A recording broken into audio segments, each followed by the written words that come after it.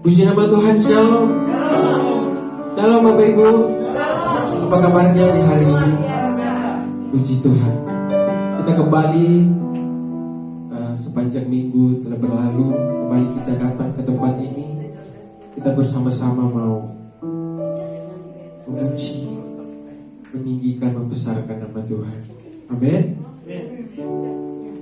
Bapak dan Ibu Gembala tidak ada bersama dengan kita pada hari ini, mungkin akan datang, tapi agak sedikit telat karena ada pelayanan di luar. Baik Bapak Ibu Saudara, kita akan memulaikan ibadah kita di minggu tanggal 19 Juni 2022. Biarlah kiranya berjalan dengan baik. Mari kita satukan hati kita mau menghadap Tuhan pada hari ini. Kita berdoa. Segala puji syukur hormat kami panjatkan kepadamu Tuhan. Terima kasih atas kebaikan-Mu. Terima kasih atas penyertaan-Mu. Terima kasih atas pemeliharaan-Mu dalam hidup kami. Sepanjang minggu telah kami lewati, kembali kami datang di tempat ini. Kami bersama-sama mau bersekutu menghadap Tuhan. Terima kasih Tuhan, terima kasih. Biar kiranya Engkau menuntun ibadah kami dari awal pertengahan hingga boleh berakhir dengan baik Tuhan. Kami serahkan seluruh kehidupan. Terima kasih Tuhan. Bapak Ibu Saudara, mari kita naikkan ucapan syukur kita kepada Tuhan. Bahwasanya Tuhan baik dulu, sekarang, dan sampai selamanya. Terima kasih Tuhan. Terima kasih. Terima kasih Tuhan. Haleluya. Kau sungguh baik bagi kami. Tiada berkesudahan kasih setiamu Tuhan. Oh, haleluya.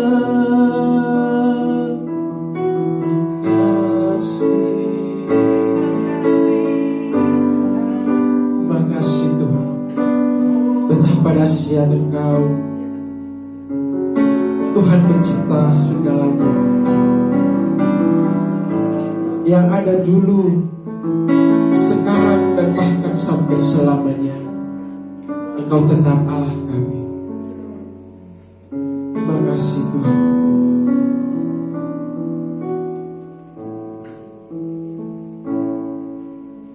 Betapa dahsyat Engkau Tuhan, pencipta segala yang ada, dulu, sekarang, sampai selamanya. Hanya Engkau Tuhan, tak terserah di pikiranmu, tak terhubung ajak setiamu. Dulu, sekarang, sampai selamanya.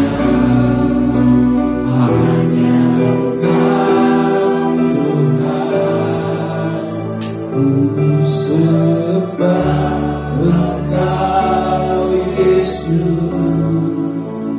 Hanya Engkau Allah di hidupku.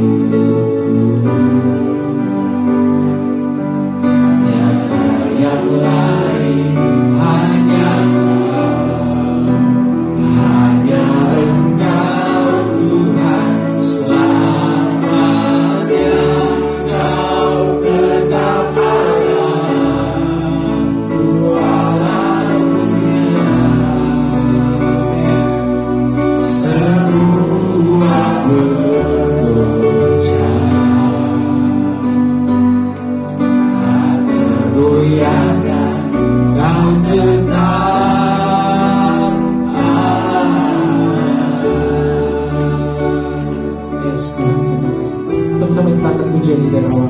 Betapa dahsyat Engkau Tuhan. Dahsyat Engkau Tuhan, pencipta segala yang ada. Dulu sekarang sampai selamanya, hanya Engkau Tuhan satu selagi.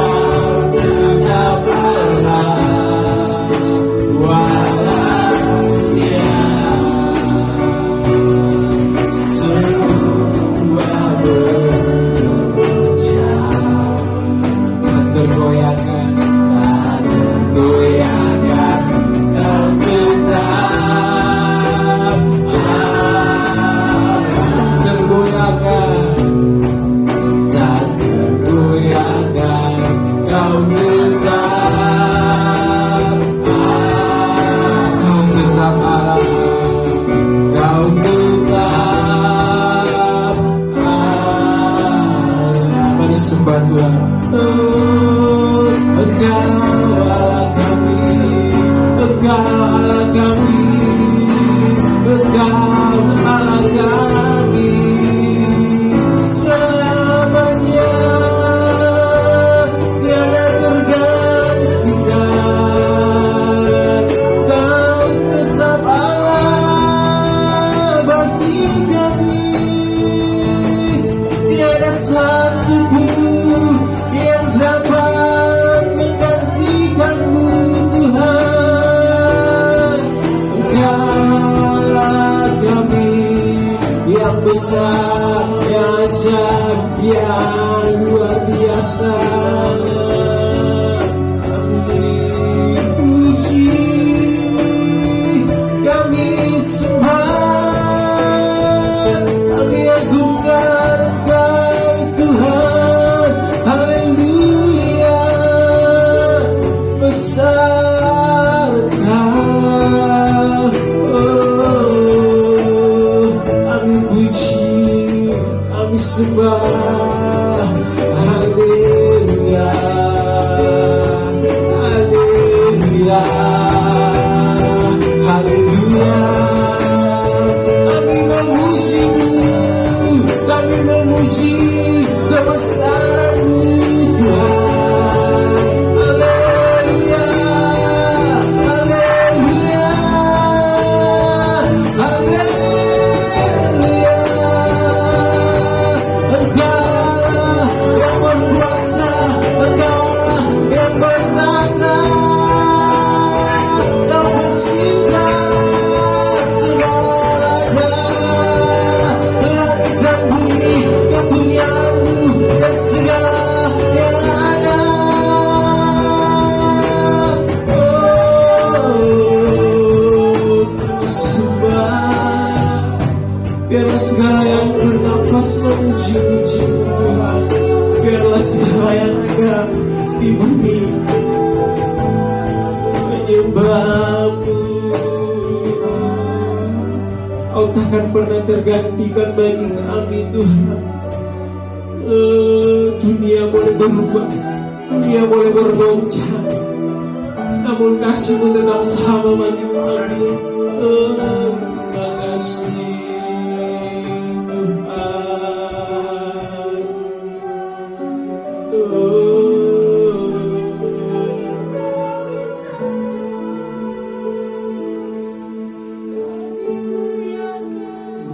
Sembah Kau Yesus, hanya Engkau Allah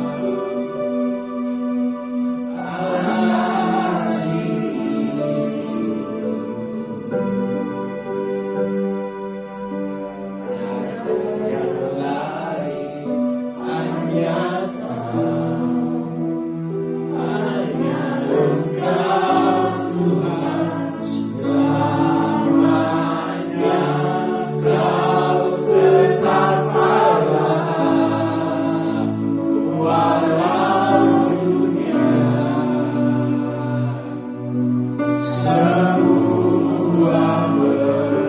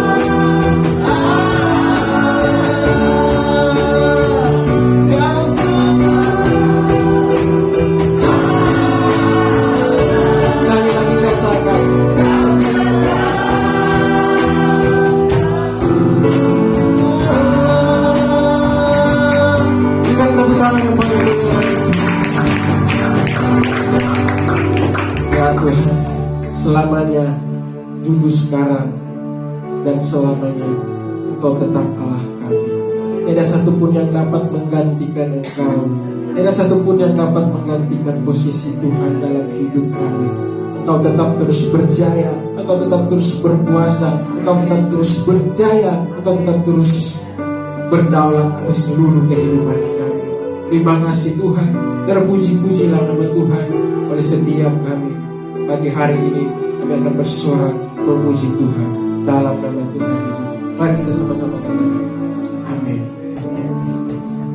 Ada sukacita, amin. Mau memuji Tuhan pagi ini? Haleluya, mari kita semua bangkit berdiri. Kita mau memuji Tuhan pagi ini.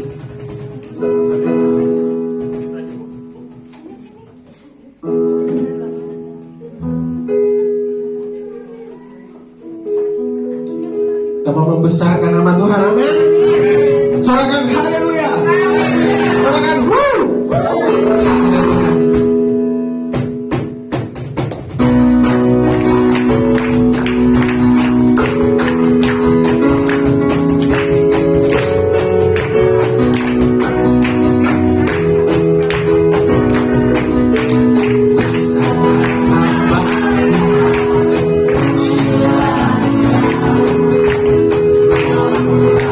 Yeah.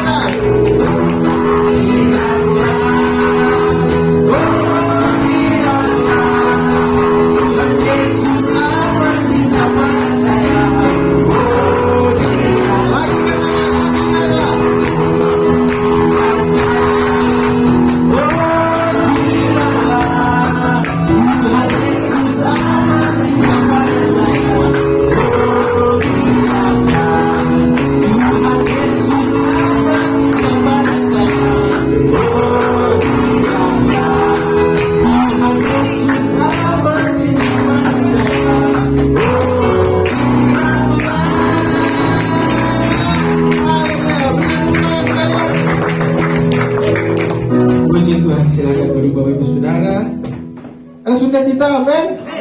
Puji Tuhan.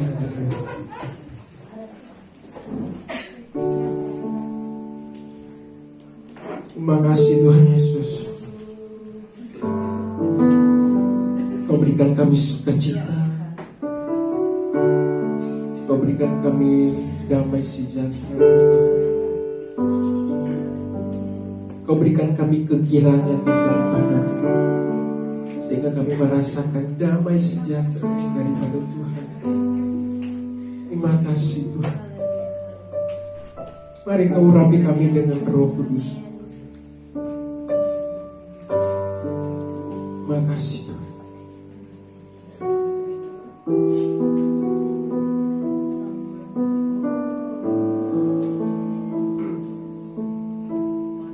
Yesus Tuhan, ditinggikan, dimuliakan, dan naik ke surga.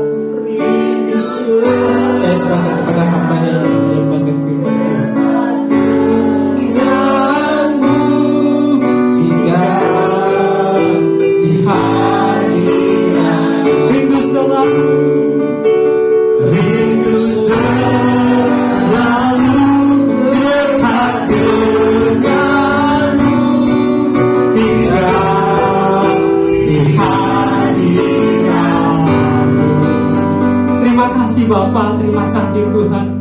Kami rindu untuk selalu tinggal bersama dengan Engkau Bapa.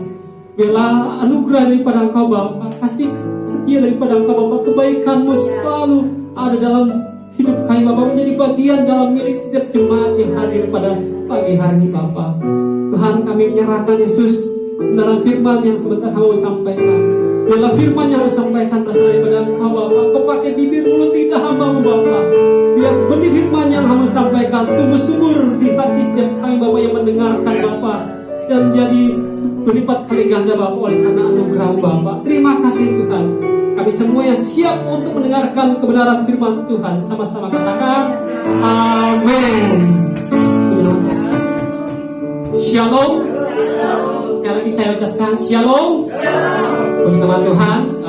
Ini adalah waktu yang cukup lama saya diberikan kesempatan oleh Bapak Pendeta Ferdinand Richard Poli untuk menyampaikan kebenaran firman Tuhan di sini. Terakhir itu ibadah online Januari 2020. Jadi saya perkenalkan diri saya Samuel. Saya dulu dari 2017 ada di bagian daripada gereja ini, GBI Alpha Omega. Sewaktu saya kuliah di STTBI, dari awal sampai lulus, saya di sini, bahkan sampai sekarang saya masih jemaat di sini. Cuma saya jadi ibadah online. Jadi ada beberapa hal yang membuat saya tidak bisa terlalu aktif di gereja ini, karena saya dari semester 1 sudah dibilang Pendeta Ferdinand, Samuel, kami sponsori biaya kuliahmu. Tapi di semester 5 Bapak akhirnya minta maaf untuk tidak bisa melanjutkannya, dan saya harus mencari sponsor baru untuk melanjutkan kuliah teologi saya. Dan saya sekarang bersama dengan dosen saya yang di rumah, dan saya harus membantu beliau untuk pergi pelayanan ke tempat mereka melayani. Jadi saya sekarang, karena beliau juga GJJ, gereja jalan-jalan, jadi saya juga ikut jalan-jalan. Jadi kemarin kita ada ke Cikarang, ke Depok, atau ke beberapa tempat yang lain, karena ini dosennya cukup ternama. Nah, itu merupakan satu anugerah juga buat saya, karena saya juga akhirnya bisa belajar bahwa di gereja-gereja lain tuh ada sumber daya manusianya yang aktif. Ketika kita datang, kita disambut. Ketika kita datang, kita melihat ternyata dia punya taman yang bagus, dia punya seni yang bagus, dia punya tata cara ibadah yang rapi, dia punya ibadah yang unik gitu. Jadi saya juga belajar dari sana. Saya juga punya masukan buat suatu saat ketika saya membangun sebuah gereja, saya juga bisa bangun sebuah gereja yang bagus, yang baik gitu kan. Nah, hari ini tema yang ingin saya bawakan kepada kita semua ketika saya berdoa kepada Tuhan berjudul atau bertemakan tentang jemaat yang berkualitas. Jemaat yang berkualitas. Mengapa tema ini penting? Karena menurut saya ada jemaat-jemaat Tuhan yang datang ke gereja itu biasa-biasa saja. Ada jemaat yang luar biasa, ada jemaat yang mungkin malah tidak biasa. Jadi muncul timbul seperti kapal selam. Nah, saya ingin agar kita semua jemaat di gereja GBI Alpha Omega ini menjadi jemaat-jemaat yang berkualitas di dalam Tuhan, menjadi hamba-hamba Allah, menjadi jemaat yang takut Tuhan, yang benar sungguh-sungguh kepada Tuhan. Puji nama Tuhan. Tidak berlambatan, mari sama-sama kita membuka Alkitab yang ada pada kita di dalam Kisah Para Rasul pasal yang kedua ayat 41 sampai 47. Kisah Para Rasul pasal yang kedua ayat 41 sampai yang ke-47.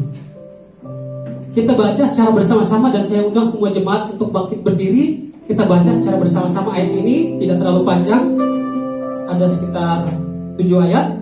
Mari kita baca secara bersama-sama. Judul perikop yang diberikan oleh Lembaga Alkitab Indonesia yaitu Cara Hidup Jemaat yang Pertama. Baik, ayat 41, 3, 2, 1. Orang-orang yang menerima perkataannya itu memberi diri dibaptis, dan pada hari itu jumlah mereka bertambah kira-kira 3.000 jiwa. Mereka bertekun dalam pengajaran rasul-rasul dan dalam persekutuan, dan mereka selalu berkumpul untuk memanjakan roti dan berdoa. Maka ketakutanlah mereka semua, sedang rasul-rasul itu mengadakan banyak mujizat dan tanda. Dan semua orang yang telah menjadi percaya tetap bersatu dan segala kepunyaan mereka adalah kepunyaan bersama. Dan selalu ada dari mereka yang menjual harta miliknya lalu membagi-bagikannya kepada semua orang sesuai dengan keperluan masing-masing. Dengan bertekun dan dengan sehati, mereka berkumpul tiap-tiap hari dalam bait Allah. Mereka memecahkan roti di rumah masing-masing secara bergilir dan makan bersama-sama dengan gembira dan dengan tulus hati sambil memuji Allah dan disukai semua orang. Dan tiap-tiap hari Tuhan menambah jumlah mereka dengan orang yang diselamatkan. Puji nama Tuhan, silakan duduk. Diberkatilah Tuhan, diberkatilah setiap orang yang membaca, merenungkan dan mempraktikkan kebenaran firman Tuhan. Puji nama Tuhan. Dari ayat ini sebenarnya ini adalah salah satu contoh yang Alkitab saya coba cari di mana ayat yang bisa membahas tentang jemaat yang berkualitas. Nah, kita bisa mencoba untuk belajar dari jemaat mula-mula. Ini adalah kisah hidup daripada jemaat yang pertama, di mana ketika Tuhan Yesus naik ke surga, jemaat baru dibentuk. Jemaat yang pertama baru menunjukkan bagaimana cara hidup mereka. Dan kita mau belajar bagaimana sih cara hidup jemaat yang mula-mula. Apakah mereka berkualitas? Nah, kita bisa melihat ini dari ayat ini, dari ayat 41 sampai 47. Kita akan coba belajar sama-sama ya. Kita sama-sama belajar. Saya juga masih mahasiswa, saya sudah lulus STH, tapi sekarang semester 2 di Magister Teologi di STT Bethel Indonesia. Nah, sekalian saya belajar malam, karena kuliahnya malam, saya pagi juga magang di kantor STTBI. Jadi kerja sekaligus malamnya kuliah.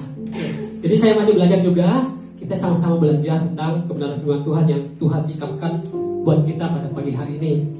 Baik. Bagaimana caranya agar menjadi jemaat yang berkualitas menurut Kisah Para Rasul pasal yang kedua ayat 41 sampai 47 ini. Dari ayat ini kita akan coba membahas dari ayat yang ke-42. Saya bacakan buat kita semua. Dikatakan di situ bahwa mereka bertekun dalam pengajaran rasul-rasul dan dalam persekutuan, dan mereka selalu berkumpul untuk memecahkan roti dan berdoa. Garis bawahi kata bertekun. Garis bawahi kata bertekun. Di ayat yang ke-42 situ dikatakan bahwa mereka bertekun. Jadi cara jemaat mula-mula untuk menjadi jemaat yang berkualitas, mereka bertekun. Ini bukan hal yang mudah.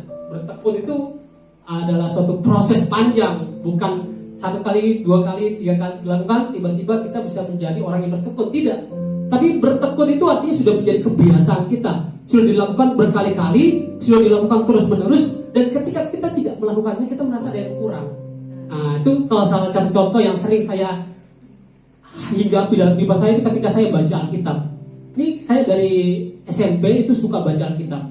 Saya baca dari Kejadian sampai Ulangan, tuh mati, tiba-tiba nggak baca lagi. Sudah berapa bulan, habis itu baca lagi, ulangi lagi. Baca lagi dari kitab Mazmur, baca lagi, lulus sampai di Yesaya, mati lagi kan. Tapi saya belajar bahwa bertekun itu memang tidak mudah. Bertekun memang tidak mudah, tapi orang yang punya mental sebagai seorang pejuang, ketika dia jatuh dia akan bangkit lagi. Ketika dia gagal dia bangkit lagi. Ketika dia tidak berhasil dia akan mencoba lagi. Karena kegagalan sesungguhnya adalah ketika kita gagal terus kita gak berani mencoba. Jadi kita harus terus mencoba dan mencoba. Nah, sebagai jemaat Tuhan, salah satu cara agar kita bisa bertekun ya seperti yang kita lakukan pada pagi hari ini, yaitu kita hadir ibadah terus menerus, kita ikuti minggu demi minggu, hari demi hari berlalu, kita datang kepada Tuhan, bersyukur di hadapan Tuhan, menjadi jemaat yang berkualitas di gereja ini. Tapi bukan hanya bertekun ketika kita ibadah, tapi kita juga perlu bertekun ketika kita berdoa sama Tuhan, bangun pagi datang sama Tuhan. Saya selalu sejak kecil saya diajarkan bahwa ketika bangun tidur doa dulu, gak boleh kemana-mana, doa dulu di kasur gitu kan, atau ya turun dari kasur berdoa dulu. Intinya ketika bangun itu berdoa dulu, dan itu sampai sekarang jadi kebiasaan. Jadi ketika saya bangun doa dulu gitu. Jadi doa dulu itu menjadi kebiasaan yang baik dalam kehidupan kita. Dan itu kalau kita lakukan bertekun, itu kita bersyukur. Ada suatu pagi ketika saya pergi keluar kota, itu betul-betul kalau kita betul-betul dalam keadaan yang tidak nyaman, Pagi berdoa itu luar biasa. Saya bisa nangis itu ketika bersyukur buat anugerah Tuhan yang Tuhan berikan dalam kehidupan kita. Mengapa kita perlu berdoa pagi? Karena ketika kita tidur, kita nggak bisa kontrol apa yang akan terjadi dalam kehidupan kita. Tapi ketika kita bangun pagi, itu merupakan suatu anugerah, suatu mukjizat yang Tuhan berikan dalam kehidupan kita. Sehingga kita perlu bersyukur, perlu mencari Tuhan, perlu mengucapkan terima kasih Tuhan buat pagi yang baru, buat pagi yang indah yang Tuhan masih berikan dalam kehidupan saya. Dan itu merupakan hal-hal kebiasaan-kebiasaan yang perlu kita bangun rutin dalam kehidupan kita. Tapi saya tahu bahwa ini tidak mudah. Tapi kalau kita lakukan terus-menerus, punya mental berjuang, mental yang mau berjuang, maka pasti kita akan bisa untuk melakukannya. Puji nama Tuhan.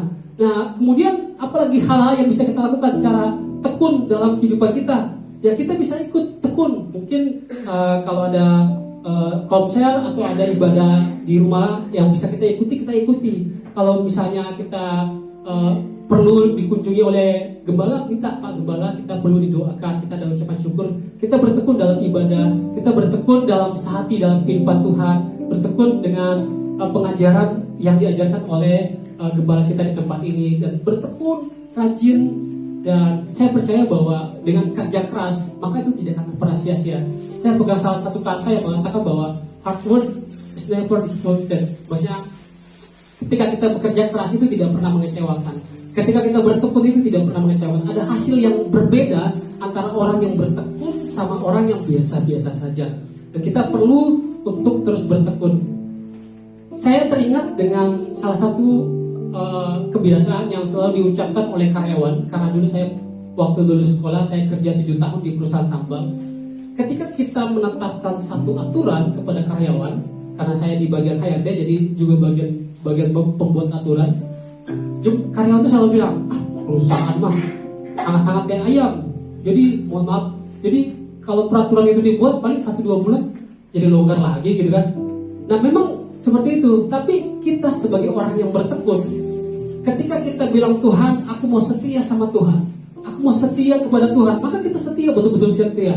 Bukan hangat-hangat ayam, jadi sebentar aja rajin, tapi habis itu tinggalkan lagi Tuhan. Sebentar aja rajin, tapi habis itu tinggalkan Tuhan. Tidak, tapi kita harus melakukannya terus-menerus. Kita mencari Tuhan terus-menerus, kita membaca kebenaran Tuhan terus-menerus, berdoa terus-menerus, datang ke gereja terus-menerus, sampai pada akhirnya Tuhan memanggil kita. Sampai akhirnya kita kembali bersama-sama dengan Tuhan. Sampai akhirnya kita kembali ke rumah yang sesungguhnya. Di mana rumah kita? Surga. Sampai akhirnya ke sana, maka kita terus bertekun sampai akhir. Puji nama Tuhan. Selain itu, ada ayat yang mendukung tentang bertekun dalam Roma pasal 5 ayat yang keempat. Kita baca dalam Roma pasal 5 ayat keempat. Dan ketekunan menimbulkan tahan uji, dan tahan uji menimbulkan pengharapan. Saya baca sekali lagi. Dan ketekunan menimbulkan tahan uji, dan tahan uji menimbulkan pengharapan. Memang ketekunan tidak mudah, tapi ketika kita terus-menerus melakukannya, maka kita punya mental yang kuat, maka kita tidak bisa digoyahkan lagi. Kita kalau ada ujian-ujian, kita pasti bilang, saya sudah menjadi orang yang kuat, saya sudah menjadi orang yang berbeda. Maka kita akan menjadi orang yang punya pengharapan di dalam Tuhan. Ketika ada goncangan badai, ketika ada cobaan, ketika ada rintangan atau ujian-ujian yang Tuhan berikan dalam kehidupan kita, kita bisa bilang bahwa ini mah sudah biasa, saya sudah rajin setia sama Tuhan. Maka cobaan-cobaan seperti ini tidak akan menjadikan saya penghalang gitu. Contoh, misalnya dulu ada orang yang suka mencuri, terus ketika dia lihat barang orang, dia ambil. Ketika dia lihat sesuatu yang nganggur, dia ambil tanpa ngomong. Tapi akhirnya dia naik level, dia naik tingkat, dia menyadari bahwa hal itu salah, ya kan? Dan dia setia, saya tidak akan mencuri, saya tidak akan mengambil barang orang lain. Kalau saya perlu, saya pinjam. Kalau nggak dikasih pinjam, ya udah, jangan diambil. Nah, ketika dia melakukannya dengan rutin, awalnya berat, karena sudah biasa, tangannya gatal gitu kan. Tapi ketika lama-kelamaan dia sudah rajin, dia sudah tekun untuk tidak mencuri lagi, tidak mengambil barang orang lain, maka ketika ada godaan lagi, dia tidak akan lagi mengambil barang orang lain. Karena apa? Bilang, saya sudah setia sama Tuhan bahwa saya tidak akan mengambil barang orang lain. Saya sudah komitmen kepada Tuhan bahwa saya akan tekun untuk tidak mengambil barang orang lain. Dan karena ketekunan itu, maka dia sudah tahan uji. Ketika ada godaan untuk melakukan dosa lagi, dia sudah bilang, saya sudah bertobat untuk hal itu, saya sudah tahan uji. Jadi saya sudah menjadi orang yang merdeka terhadap dosa itu. Maka dia sudah naik tingkat, naik level, naik hal-hal yang lebih baru lagi. Dan itu yang membuat kita harus bertekun, setia terhadap hal-hal kecil, maka kita akan dipercayakan kepada Tuhan hal-hal yang lebih besar lagi. Kalau kita tidak bisa setia pada hal-hal yang kecil, maka bagaimana mungkin kita bisa diberikan kepada Tuhan hal-hal yang lebih besar? Oleh sebab itu, mari kita bertekun dalam Tuhan, setia kepada Tuhan mulai dari sekarang dan sampai selama-lamanya. Cara untuk menjadi tekun itu memang tidak mudah. Tapi saya mau katakan bahwa ketika kita membiasakan diri kita jatuh cinta sama Tuhan, dan dengan sungguh-sungguh mau untuk haus dan lapar akan kebenaran firman Tuhan, maka ketekunan itu akan lebih mudah untuk dijalani. Jadi yang harus dibereskan itu hati kita dulu. Tuhan, saya mau setia. Tuhan, saya mau rajin. Tuhan, saya mau tekun. Tuhan, tolong bentuk hati ini untuk mau tekun, untuk mau rajin, takut sama Tuhan, rajin sama Tuhan, menyerahkan seluruh kehidupan saya kepada Tuhan. Lambat tahun, tapi pasti Tuhan berikan hati yang betul-betul mau dibentuk.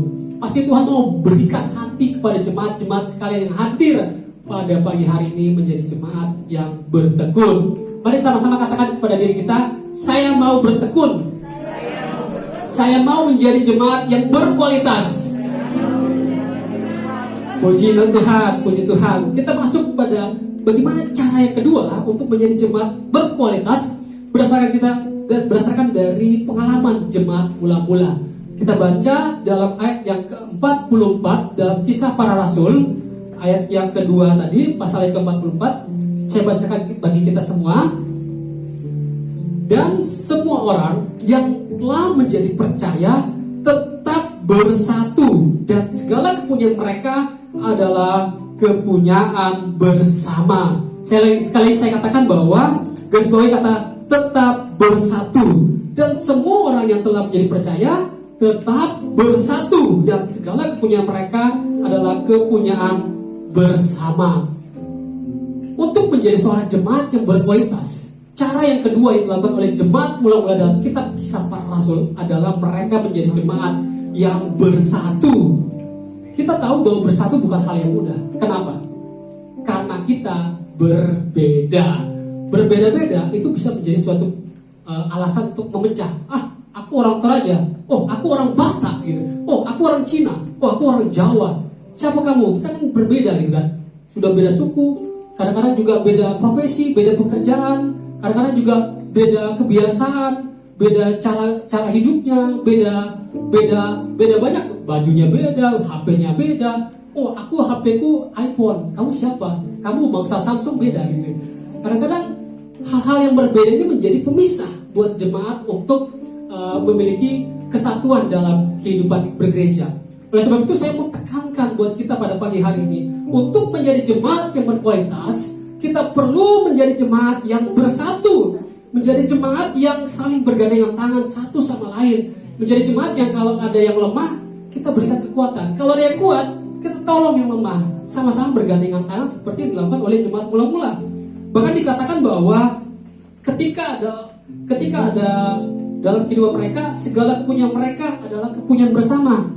Jadi mereka saling berbagi satu sama yang lain. Mereka saling tolong-menolong satu sama yang lain. Kalau ibarat kata ada budaya Indonesia yang terkenal di dunia itu gotong royong, ya, gotong royong. Jadi berat sama dipikul, ringan sama dijinjing. Kalau kita angkat lemari, kadang-kadang karena saya pernah angkat lemari berat gitu kan. Kalau sendiri nggak bisa. Tapi kalau kita berempat, kita bisa angkat lemari, gitu kan. Lebih ringan, ya kan. Sesuatu yang berat untuk membangun gereja yang berkualitas itu nggak bisa satu orang, nggak bisa Bapak Gembala sendiri, nggak bisa. Kita perlu semua tim, perlu semua jemaat, perlu semua orang untuk membangun gereja ini, gereja GBI Omega menjadi jemaat yang kuat dan berkualitas di dalam Tuhan. Dan untuk itu kita perlu bersatu, karena kita diberikan sama Tuhan tuh karunia berbeda-beda. Kita buka dalam Efesus 4 ayat yang ke-7. Setiap orang punya karunia yang diberikan Tuhan, punya anugerah Tuhan yang diberikan berbeda-beda. Firman Tuhan berkata dalam Efesus 4 ayat yang ke-7, tetapi kepada kita masing-masing telah dianugerahkan kasih karunia menurut ukuran pemberian Kristus. Tuhan tahu kapasitas kita, Tuhan tahu kapasitas saudara, Tuhan tahu tujuanmu dibentuk itu buat apa. Tuhan tahu apa yang bisa kita lakukan, apa yang kita bisa lakukan, apa yang bisa kita perbuat, kita perbuat. Tuhan memberikan karunia setiap orang itu berbeda-beda. Itu menunjukkan bahwa kita perlu bersatu. Saya ingat waktu saya SMA, Bapak om saya, karena om saya adalah gembala, dia mengajarkan kepada saya ada ibarat seperti ini. Kita itu adalah jemaat yang bersatu. Kalau ibarat kata, kita itu adalah tubuh manusia, maka ada yang menjadi kepala, ada yang menjadi tangan, ada yang menjadi kaki, ada yang menjadi jantung, ada yang menjadi paha, ada yang menjadi dada, gitu kan. Nah, suatu ketika ada rapat anggota tubuh, gitu kan. Semua anggota tubuh menyatakan bahwa dirinya penting, kata jantung. Aku adalah orang yang memompa darah ke seluruh tubuh, maka aku adalah orang yang paling penting dalam tubuh ini. Kata kepala, enak banget tuh. Kepala itu yang penting. Kepala itu punya otak. Otak itu yang penting. Kalau nggak ada otak, kamu nggak bisa apa-apa, gitu kan. Terus tangan protes. Saya protes. Kalau nggak ada tangan, kalian mau berbuat apa? Nggak bisa naik motor, kalian nggak bisa masak, nggak bisa ngapain. Kaki juga nggak mau kalah. Saya lebih penting. Kalau nggak ada kaki, kalian nggak akan bisa jalan kemana-mana, ya kan? Pokoknya saya yang penting. Begitu pula dengan anggota tubuh yang lain. Mata bilang aku penting, mulut bilang aku yang penting, aku yang berbicara hal-hal yang berhikmat, gitu. Dan ada satu anggota tubuh yang merasa malu, minder. Siapa itu? Anus, maaf, Anus. Dia minder di sudut belakang. Habis itu semua anggota tubuh bilang memang ini Anus tidak penting, gitu kan? Semua orang bilang tidak penting. Akhirnya Anus mengundurkan diri jadi anggota tubuh. Karena Anus mengundurkan diri jadi anggota tubuh, rusaklah tubuh itu. Mereka nggak bisa buang air besar.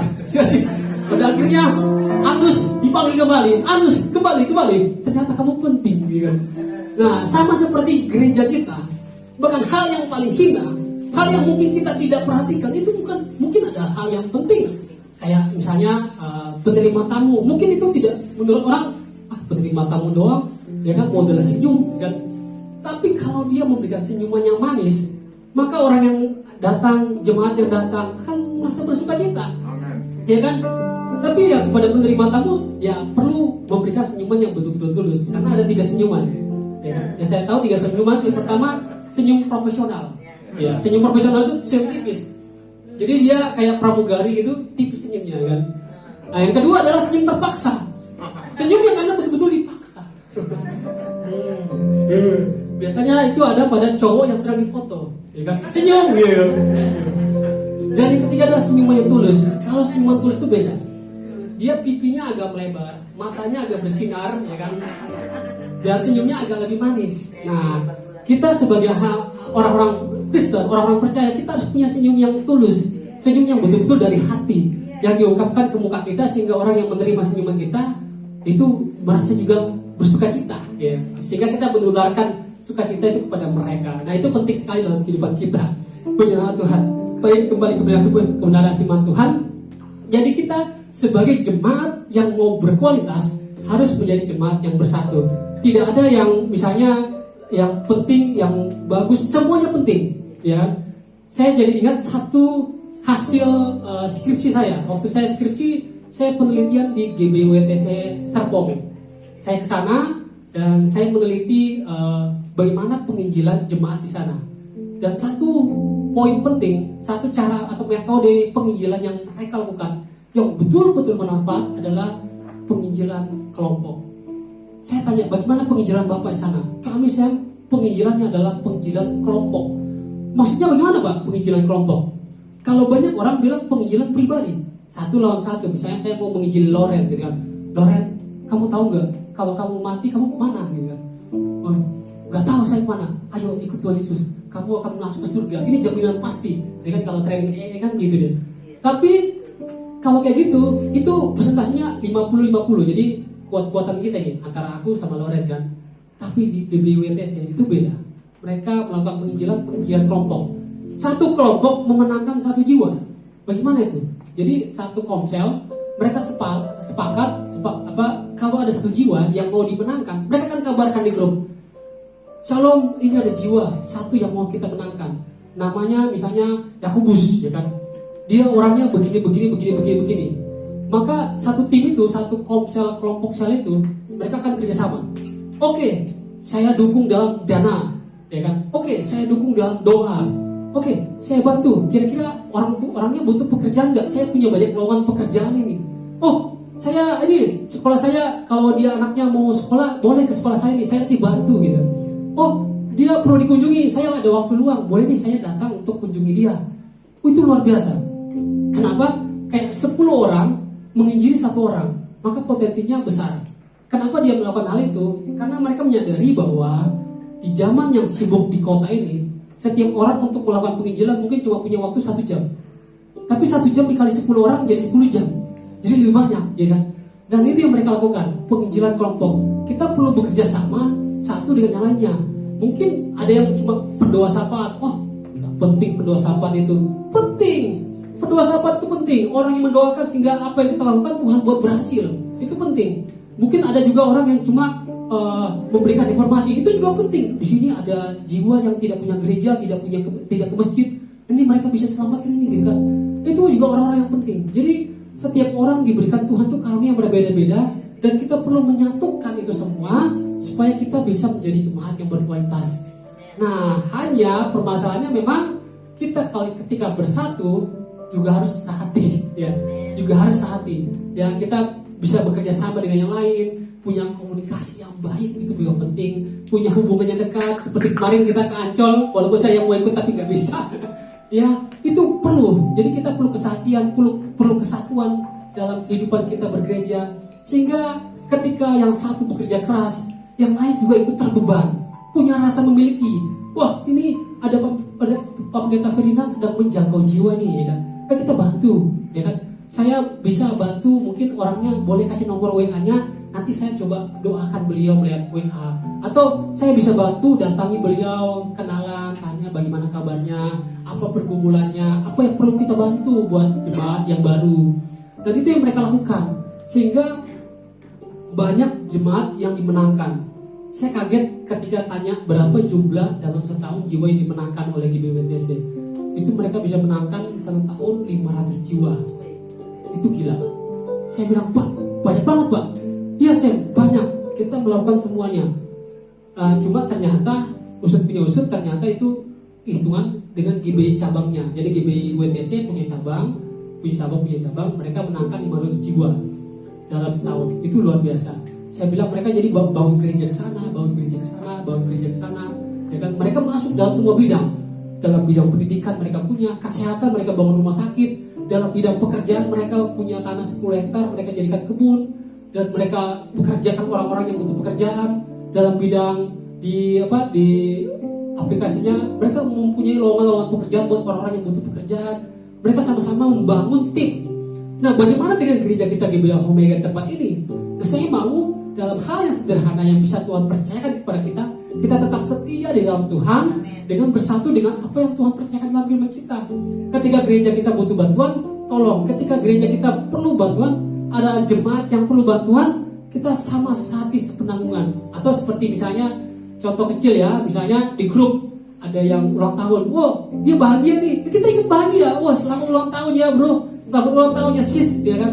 Semoga damai panjang umur selalu beserta dengan kamu. Jadi ada kesatuan di dalam Tuhan ketika kita sama-sama. Kalau yang satu sakit, kita sama-sama merasa sakit. Yang satu bahagia, kita merasa sama-sama bahagia. Sehingga ada kesatuan dalam kehidupan kita. Ya, kemudian ketika ada orang yang memang kita perlu bantu, maka kita perlu bantu. Intinya dalam poin yang kedua ini yaitu cara jemaat yang berkualitas dari jemaat mula-mula, yaitu punya kesatuan hati, punya kesatuan untuk memiliki rasa saling memiliki, ya kan? Ketika saya memiliki, saya bisa memberikan kepada orang yang membutuhkan, kepada jemaat-jemaat yang sekitar kita. Kita bantu dulu orang-orang yang ada di sekitar kita, jemaat-jemaat yang ada di sekitar kita. Jadi saya mau katakan bahwa cara untuk menjadi jemaat yang berkualitas yang kita bisa pelajari dari jemaat mula-mula yaitu menjadi jemaat yang bersatu. Sama-sama katakan dalam diri kita, saya mau menjadi jemaat yang bersatu. Amin, puji nama Tuhan. Saya mau menjadi jemaat yang berkualitas.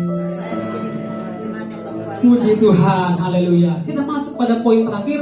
Dan poin terakhir ini sebenarnya merangkum dua cara yang ada di atas. Kita baca dalam ayat yang ke-46 dikatakan seperti ini. Saya ketika membaca ayat ini, saya melihat, ini kesimpulannya juga ini. Jadi di ayat yang ke-46 dalam Kisah Rasul pasal yang kedua dikatakan bahwa dengan bertekun, jadi diulangi kata bertekun, ya. Kemudian dan dengan sehati, jadi bersatu lagi, sehati dan bersatu, mereka berkumpul tiap-tiap hari dalam bait Allah. Mereka memecahkan roti di rumah masing-masing secara bergilir dan makan bersama-sama dengan gembira dan dengan tulus hati. Jadi untuk menjadi jemaat yang berkualitas, kita tidak cukup hanya bertekun, kita tidak cukup hanya bersatu, tapi kita harus melakukan kedua-duanya dengan sukacita. Nah, jemaat tadi waktu ibadah kita sudah berapa kali dikasih tahu ada sukacita, amin ya. Jadi jemaat yang betul-betul berkualitas, dia bertekun dan dia mau bersatu dengan jemaat yang lain, itu harus dengan sukacita. Mengapa dengan sukacita? Karena kalau sesuatu tidak dengan sukacita berarti apa? Terpaksa. Atau berarti dia nggak tulus hati. Dia melakukan itu semua dengan sudahlah, yang penting ikut ibadah ya. Tapi ketika seseorang mau melakukannya dengan sukacita, berarti dia itu ada kemauan pribadi, ada niat dalam kehidupannya untuk bertekun, ada niat dalam kehidupannya untuk bersatu. Jadi bukan ada paksaan, tapi betul-betul dari hatinya ingin untuk melakukan semua itu. Karena itu adalah hal yang penting. Jadi kita harus bersukacita antara satu dengan yang lain. Tapi sukacita sebagai orang Kristus itu berbeda. Kenapa berbeda? Nah, karena sukacita dalam Kristus, kalau sukacita kayak biasa-biasa aja itu biasa. Orang dunia pun bisa. Tapi sukacita di dalam orang Kristen itu kebanyakan adalah sukacita di dalam penderitaan. Maksudnya dalam arti apa? Ketika kita menerima cobaan, ketika kita menerima kelemahan tubuh, tapi kita juga tetap bersukacita. Jadi di saat kita lemah, kita bersukacita. Jangan kita bersukacita hanya karena ini acara ulang tahun, kita bersukacita. Tapi bisakah kita bersukacita ketika kita menderita? Bisakah kita bersukacita ketika kita berduka? Bisakah kita bersukacita ketika ada orang yang membutuhkan terus kita harus keluarkan uang kita? Bisakah kita bersukacita ketika kita saling berbagi? Nah, itu yang penting dalam kehidupan kita. Sama seperti ayat yang mendukung dalam Mazmur 23 ayat 4, kita baca secara bersama-sama. Mazmur 23 ayat 4 ini adalah sukacita sebagai seorang yang pemazmur. Dikatakan begini: sekalipun aku berjalan dalam lembah kekelaman, aku tidak takut bahaya, sebab engkau besertaku, gadamu dan tongkatmu itulah yang menghibur aku. Jadi ketika kita berada dalam lembah yang kelam, ketika kita berada dalam hal-hal ketakutan dalam kehidupan kita, kita nggak perlu takut. Kita tetap bersukacita karena ada penghiburan dari Allah, penghiburan dari Tuhan Yesus yang memberikan kita kekuatan untuk menghadapinya. Jadi ketika kita berdoa kepada Tuhan, Tuhan berikan hamba kekuatan untuk menghadapi setiap ujian cobaan yang Kau berikan. Jangan berdoa, Tuhan jangan berikan aku ujian, Tuhan jangan berikan aku masalah, Tuhan jangan berikan aku cobaan yang berat-berat, Tuhan biarlah aku hidup dengan damai sejahtera aja. Enggak bisa. Kita sebagai orang Kristen, ketika kita berdoa tuh bilang seperti ini: Tuhan, sekalipun ada cobaan, sekalipun ada ujian, sekalipun ada permasalahan yang berat sekalipun yang Tuhan berikan, Tuhan tolong berikanku kekuatan, berikanku penghiburan, berikanku sukacita untuk menghadapinya. Jadi orang Kristen itu bersukacita bukan karena dia gak ada masalah, bukan karena dia gak punya pergumulan, tapi justru karena dia punya pergumulan yang walaupun berat sekalipun, tapi dia tetap bersukacita. Kenapa? Apa rahasianya? Kenapa orang Kristen bisa bersukacita? Karena ada penghiburnya. Penghiburnya siapa? Tuhan Yesus. Dia yang memberikan penghiburan sejati kepada kita, sehingga ketika ada pun masalah yang berat, betapa besar pun, kita tetap percaya, Tuhan, aku mengangkat tangan di hadapan-Mu. Engkau yang sanggup memberikan kekuatan untuk menghadapi permasalahan yang sedang Hamba lakukan. Jadi kita bekerja keras, kita bersukacita karena ada Tuhan yang memberikan penghiburan itu. Lanjut kita baca dalam Mazmur 30 ayat yang ke-12. Ini lebih berat lagi nih. Mazmur 30 ayat 12 dikatakan bahwa aku yang meratap telah Kau ubah menjadi orang yang menari-nari. kain kabungku telah kau buka, pinggangku kau ikat dengan sukacita. Ini kata pemazmur dalam Mazmur pasal 30 ayat 12. Dia sedang meratap, dia sedang sedih, dia sedang duka cita, dia sedang menderita. Tapi dalam penderitaan itu dia berkata bahwa penderitaannya diubah menjadi sukacita. Bisa diubah duka cita menjadi sukacita. Dan siapa yang mengubah itu? Tuhan Yesus. Allah yang mengubah kehidupannya. Tuhan Yesus yang memberikan dia kekuatan yang baru, sehingga walaupun dia berduka cita, Tuhan sanggup memberikan dia kekuatan dan memberikan dia penghiburan sehingga dia bisa bersuka cita. Puji nama Tuhan. Jadi kita perlu bersuka cita. Saya coba teliti dengan dengan sebuah video yang mengatakan bahwa sukacita itu penting banget. Sukacita itu penting sekali. Kenapa penting? Banyak orang yang mengatakan bahwa dalam kehidupan ini kalau kita mau sukses, maka kita perlu bekerja keras. Habis itu kita perlu, setelah kita bekerja keras, maka kita akan mencapai kesuksesan. Setelah kita mencapai kesuksesan, baru kita akan bahagia, baru kita akan sukacita. Ternyata salah. Jadi yang harus diutamakan adalah sukacitanya ditarik ke depan. Jadi ketika kita mau bekerja keras, sukacita dulu, happy dulu, senang dulu. Ketika kita senang, ketika kita happy, maka ketika kita bekerja keras, kita punya daya tahan tubuh yang lebih kuat. Itu hasil penelitian. Bahkan kita punya pikiran yang lebih positif.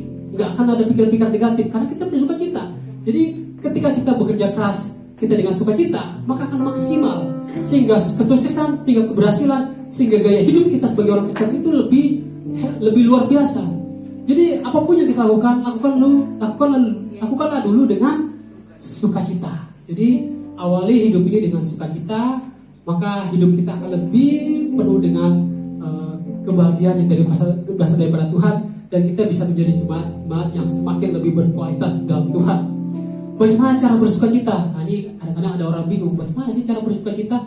Simple, senyum dulu, coba kiri kanan senyum dulu, senyum, yeah.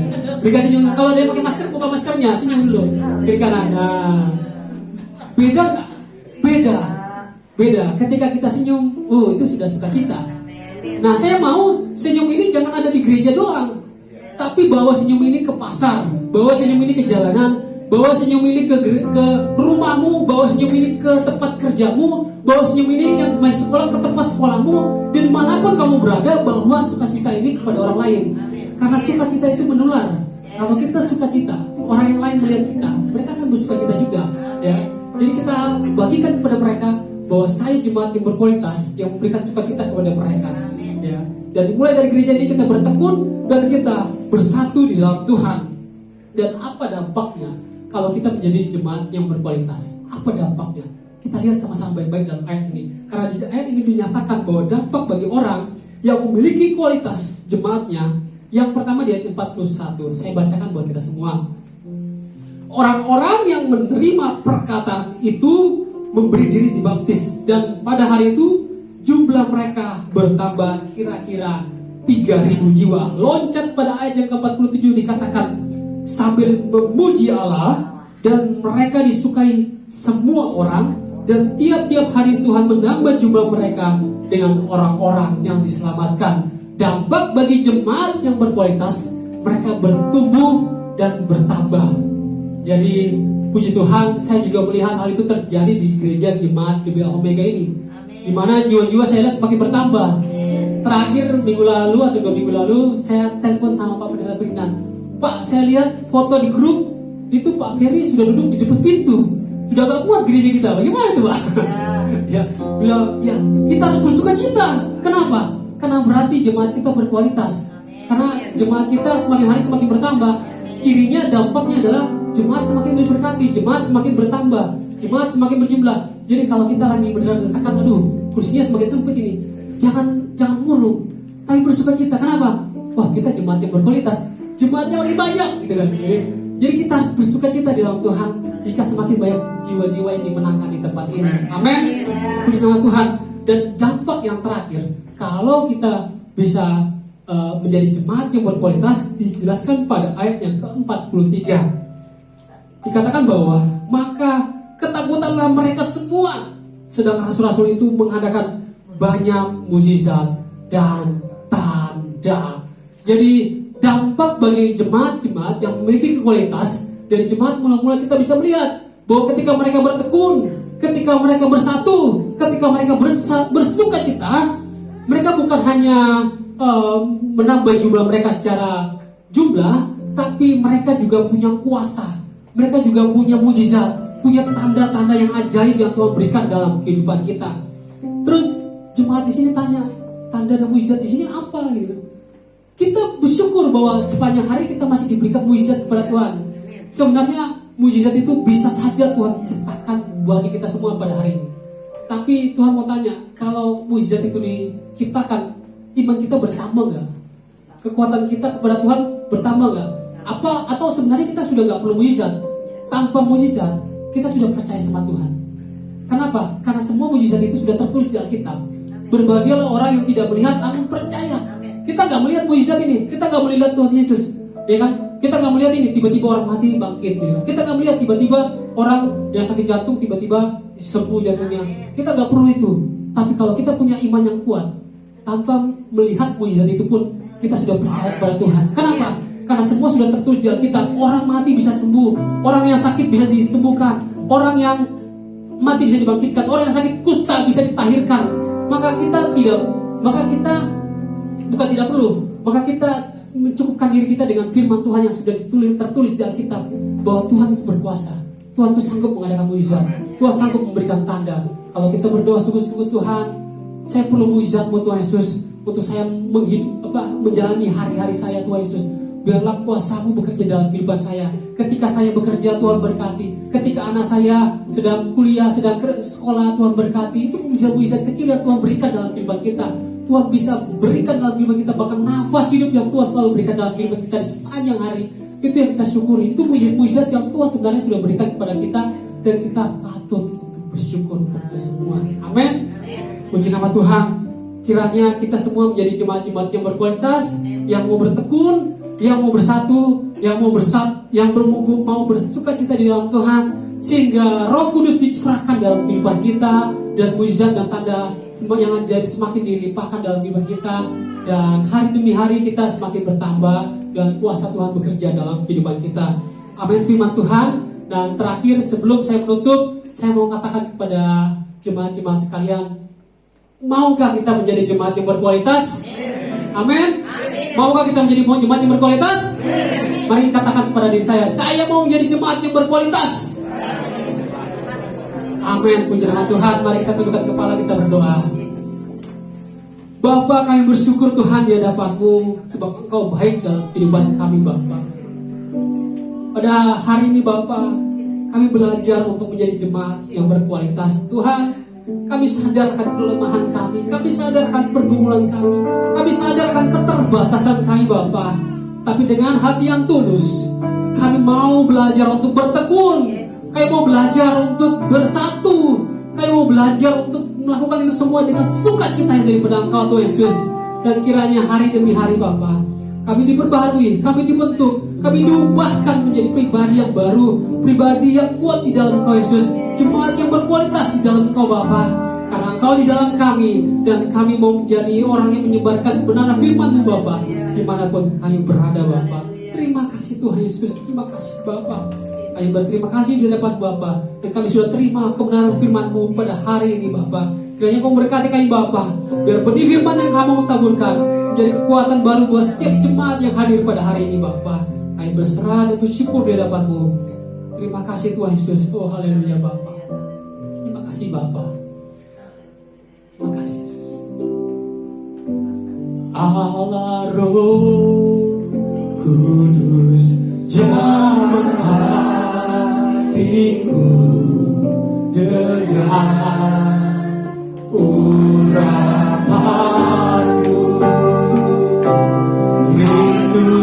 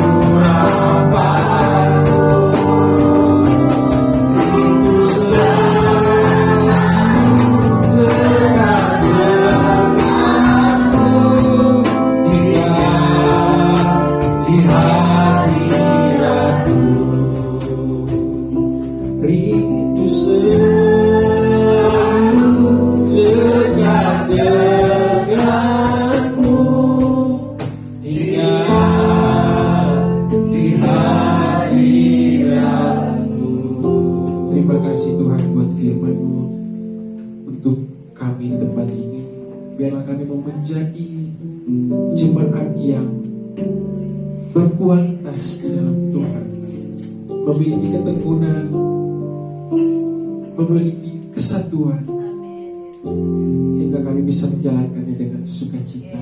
Terima kasih Tuhan, berkati urapi hamba-Mu yang sudah menyampaikan firman Tuhan di tempat ini bagi kami semua, menguatkan kami, memberikan kami semangat untuk menjadi jemaat yang berkualitas di tempat. Kembalikan minyak pengurapan yang baru atas hamba-Mu, berkati pekerjaan, berkati pelayanan, berkati studi yang sebentar jalani. Tuhan yang memberkati dan mengurangi hamba-Mu. Terima kasih Tuhan, terima kasih. Sebentar kami akan memberikan persembahan. Tuhan berkati persembahan kami, biar kami mau memberi dengan sukacita. Terima kasih, kami bersyukur dan berdoa, dan kami siap memberi. Haleluya, amin.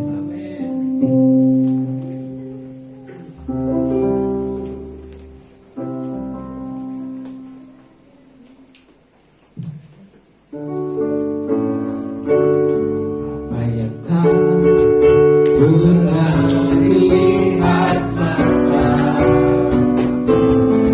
yang tak pernah didengar telinga, yang tak pernah timbul di dalam hati, semua disediakannya bagi yang mengasihi.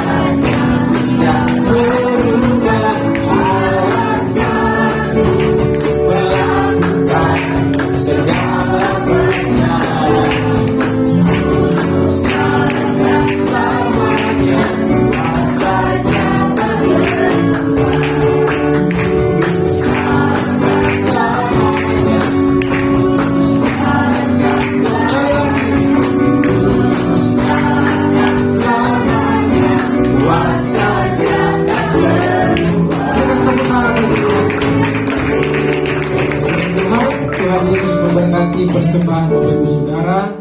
Kita akan mendengarkan pengumuman. Ada pengumuman? Untuk pengumuman, Bapak Ibu semua bisa melihat di info grup Jemaat GBI Alpha Omega. Kita bisa melihat di sana akan kegiatan sepekan ini, apa saja yang akan diadakan di gereja. Amen. Baik, kita akan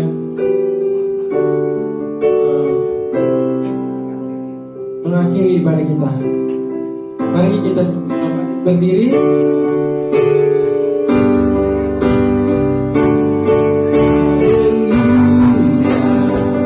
Kau Allah yang besar. Haleluya. Kau mulia.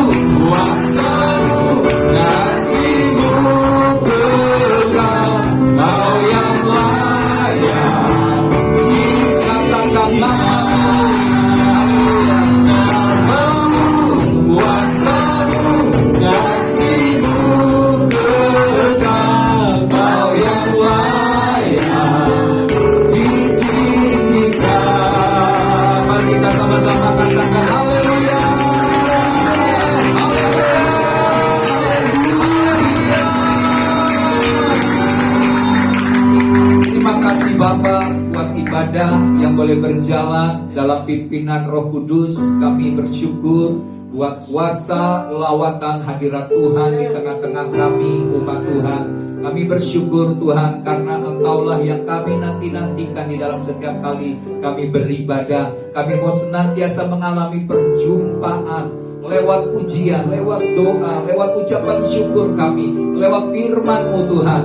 Dan biarlah ibadah kami ini boleh menjadikan hidup kami semakin diubahkan, rupa dan gambar Kristus semakin dinyatakan melalui hidup kami. Terima kasih buat kebenaran firman yang disampaikan oleh hamba-Mu Evangelis Samuel Tuhan, yang telah menyampaikan isi hati Tuhan, sehingga kami boleh menjadi jemaat yang berkualitas. Kami menyadari Tuhan bahwa Engkau mencari jemaat-Mu yang sungguh-sungguh memiliki kualitas secara rohani. Dan kami boleh Tuhan mendengar kebenaran ini, biar kami bukan saja menjadi pendengar yang baik akan firman Tuhan, tapi setiap kami memiliki keinginan, dorongan yang kuat untuk hidup menjadi jemaat yang berkualitas seturut dengan kehendak Tuhan. Terima kasih Bapak yang memberkati akan ibadah ini Tuhan. Dan kami akan mengakhiri ibadah ini. Kami percaya semua berkat anugerah yang ajaib yang Tuhan Bapa sediakan bagi setiap kami, Tuhan telah Engkau berikan dan telah Engkau sediakan di surga bagi kami. Dan kami percaya pada saat kami mengangkat tangan di hadirat Tuhan, maka segala berkat yang ajaib itu akan dicurahkan dalam kehidupan kami, dalam kehidupan jemaat Tuhan secara berlimpah-limpah. Mari jemaat Tuhan, angkat tanganmu, harapkan hal-hal yang besar, karena Tuhan yang maha besar mau melakukan perkara-perkara yang besar di sepanjang hidupmu. Dan terimalah berkat daripada Bapa Sorgawi, kasih setia, kasih karunia daripada Tuhan Yesus Kristus, dan persekutuan yang semakin intim dengan Roh Kudus yang akan membawa setiap kita masuk di dalam pengenalan yang benar akan Tuhan, dan Roh Kudus yang akan membawa seluruh kebenaran Tuhan di sepanjang kehidupanmu, sehingga engkau akan memperoleh segala hal yang besar, segala hal yang ajaib, segala hal yang dahsyat yang Tuhan sediakan atas hidupmu. Janji Tuhan, engkau akan senantiasa naik dan tidak pernah turun, menjadi kepala dan bukan menjadi ekor. Dan Tuhan menyertai engkau di sepanjang hidupmu sampai Tuhan Yesus Kristus datang kedua kali menjemput engkau. Engkau tidak kedapatan bercacat celah, dan engkau akan menjadi mempelai Tuhan yang kudus, siap menyambut kedatangan Tuhan Yesus. Mari setiap jemaat Tuhan yang sudah diberkati Tuhan, dengan sepakat, dengan berseru, dengan iman bersama-sama katakan amin.